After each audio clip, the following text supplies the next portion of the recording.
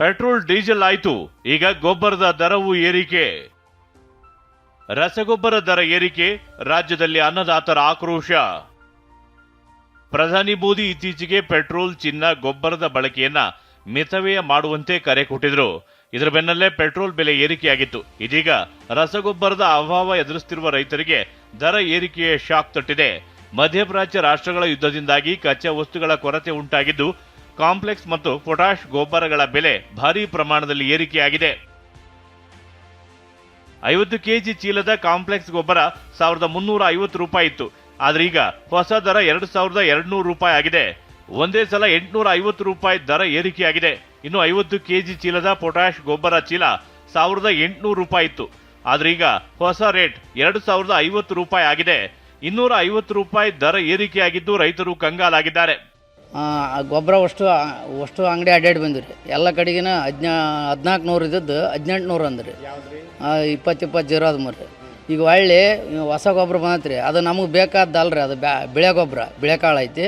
ನಮ್ಮ ಕರೆಕಾಳು ಹುಡ್ಕತ್ತೀವಿ. ಅದು 2200 ಅಂತಾರೆ ರೀ. ಅದು ಬಿಳೆ ಗೊಬ್ಬರ ಕಾಂಪ್ಲೆಕ್ಸ್ ಬಿತ್ತಾಕ್ರಿ. ಉಳಿದು ಎಲ್ಲ ಅದಾವ್ರಿ, ಅವು ಉಪಯೋಗ ಇಲ್ಲ ಏನು ರೀ. ಯಾವ್ಯಾವ ಇಟ್ಬಿಟ್ರೆ ಅದು ಲಿಂಕ್ ಕೊಯ್ ಇದು ಲಿಂಕ್ ಕೊಯ್ ಅಂತ ನಮಗೆ ಬ್ಯಾಡಾದ್ದು ಕೊಟ್ಟು ನಮ್ಮ ಒಟ್ಟು ಎಡಕ್ಕೆ ಮುರಿತಾರೆ.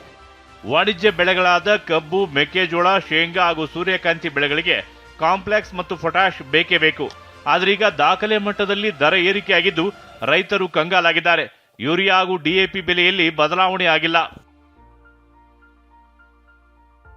ರಾಜ್ಯದಲ್ಲಿ 38,000 ಮೆಟ್ರಿಕ್ ಟನ್ ರಸಗೊಬ್ಬರದ ಕೊರತೆ. ಹೌದು, ಸೋಮವಾರ ಸಂವಾದ ಕಾರ್ಯಕ್ರಮದಲ್ಲಿ ಭಾಗಿಯಾಗಿದ್ದ ಕೃಷಿ ಸಚಿವ ಚೆಲುವರಾಯಸ್ವಾಮಿ ರಾಜ್ಯದಲ್ಲಿ ಈಗಾಗಲೇ 39,000 ಮೆಟ್ರಿಕ್ ಟನ್ ರಸಗೊಬ್ಬರದ ಕೊರತೆ ಇದೆ ಅಂತ ಮಾಹಿತಿ ನೀಡಿದರು. ಇಂದು ಮತ್ತೆ ಅಭಾವ ಇರೋದನ್ನ ಸಚಿವರು ಒಪ್ಪಿಕೊಂಡ್ರು. ಕೇಂದ್ರ ಸರ್ಕಾರ ಗೊಬ್ಬರ ಸಪ್ಲೈ ಮಾಡಬೇಕು, ಇದರ ಸಂಪೂರ್ಣ ಜವಾಬ್ದಾರಿ ಕೇಂದ್ರದ್ದೇ ಅಂತ ಹೇಳಿದ್ದಾರೆ. 38,000 ಮೆಟ್ರಿಕ್ ಟನ್ನು ಕೊರತೆ ಆಗಿದೆ supply. So urea 14 lakh metric ton ಕೊರತೆ ಆಗಿದೆ. 14,000 ಮೆಟ್ರಿಕ್ ಟನ್ ಕೊರತೆ ಆಗಿದೆ. ಆಮದು ಮಾಡ್ಕೋಬೇಕು. ಕೇಂದ್ರ ಸರ್ಕಾರ ಮಾತ್ರ ಎಲ್ಲ ರಾಜ್ಯಗಳಿಗೆ ಸಪ್ಲೈ ಮಾಡಬೇಕು.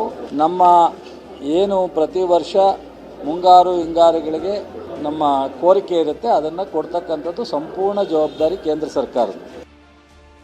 ಪೆಟ್ರೋಲ್ ಡೀಸೆಲ್ ಬೆಲೆ ಏರಿಕೆ, ಸಿಎಂ ಸಿದ್ದರಾಮಯ್ಯ ಕಿಡಿ. ಪೆಟ್ರೋಲ್ ಡೀಸೆಲ್ ಬೆಲೆ ಏರಿಕೆ ವಿಚಾರವಾಗಿ ಕಾಂಗ್ರೆಸ್ ನಾಯಕರು ಮೋದಿ ವಿರುದ್ಧ ಕಿಡಿಕಾರಿದರು. ಇದಕ್ಕೆ ತಿರುಗೇಟು ಕೊಟ್ಟಿದ್ದ ಬಿಜೆಪಿ ನಾಯಕರು ರಾಜ್ಯದಲ್ಲಿ ಸೆಸ್ ಯಾಕೆ ಜಾಸ್ತಿ ಮಾಡ್ತಿದ್ದೀರಿ ಎಂದು ಪ್ರಶ್ನಿಸಿದರು. ಇದಕ್ಕೆ ಪ್ರತಿಕ್ರಿಯೆ ನೀಡಿರುವ ಸಿಎಂ, ಬೆಲೆ ಏರಿಕೆ ಮಾಡೋದು ಕೇಂದ್ರದವರು, ಇಳಿಸೋದು ನಾವಾ ಅಂತ ಗರಂ ಆಗಿದ್ದಾರೆ.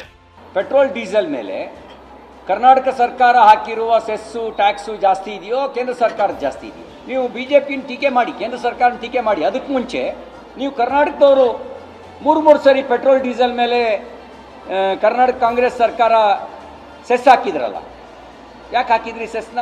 ಅವ್ರು ಏರ್ಸೋದು, ನಾವು ಕಡಿಮೆ ಮಾಡೋದ? ನರೇಂದ್ರ ಮೋದಿಯವರು ಅಧಿಕಾರಕ್ಕೆ ಬಂದಾಗ ಎಷ್ಟಿತ್ತು? ಮನಮೋಹನ್ ಸಿಂಗ್ ಅವರು ಎಷ್ಟಿತ್ತು? ಪೆಟ್ರೋಲ್ ಬೆಲೆ 48 ರೂಪಾಯಿ. ಪೆಟ್ರೋಲ್ ಬೆಲೆ, ಡೀಸೆಲ್ ಬೆಲೆ 48 ರೂಪಾಯಿ. ಪೆಟ್ರೋಲ್ ಬೆಲೆ 70 ರೂಪಾಯಿ ಇತ್ತು. ಗ್ಯಾಸ್ ಬೆಲೆ ಎಷ್ಟಿತ್ತು? 414. ಈಗ ಎಷ್ಟಾಗಿದೆ? ಮತ್ತೆ ಯಾರು ಮಾಡಿದ್ರು ಇದನ್ನ? ಇನ್ನು ಪೆಟ್ರೋಲ್ ದರ ಏರಿಕೆ ಖಂಡಿಸಿ ರಾಷ್ಟ್ರ ರಾಜಧಾನಿ ದೆಹಲಿಯಲ್ಲಿ ಟ್ಯಾಕ್ಸಿ, ಆಟೋ, ಗೂಡ್ಸ್ ವಾಹನ ಮಾಲೀಕರು 3 ದಿನ ಬಂದ್ಗೆ ಕರೆ ನೀಡಿದ್ದಾರೆ. ಇದರ ಎಫೆಕ್ಟ್ ಜನರಿಗೆ ತಟ್ಟುತ್ತಿದೆ.